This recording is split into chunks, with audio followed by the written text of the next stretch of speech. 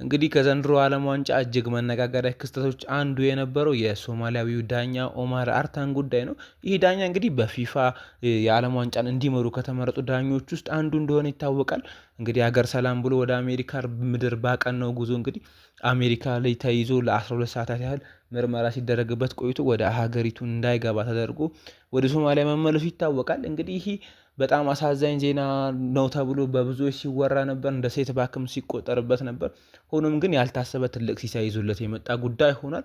እንግዲህ ዩኤፋውን ቅርብ ሰዓት ላይ ባወጣው መረጃ እንግዲህ ይህ ዳኛ የ2026ቱን የሱፐር ካፕ የዩኤፋ ሱፐር ካፕ ጨዋታ በፓሪስ ሴን ጀርመን እና በአስቶን ቪላ መካከል የሚደረገውን ጨዋታ እንዲዳኝ ዩኤፋ መርጦታልና በጣም ትልቅ ስኬት ነው ተብሎ እየተቆጠረለት ይገኛል። እንደዚሁም ደግሞ ካናዳም እንግዲህ እጃችንን ዘርግተን እንቀበልሃለን ወደኛ የምትመጣ ከሆነ ብለው ዓለም ዋንጫውን ለመዳኘት እንግዲህ በጣም አሳዛኝ ዜና ተደርጎ ሲቆጠር ነበር። አሁን ግን ለመልካም የሆነለት ይመስላል።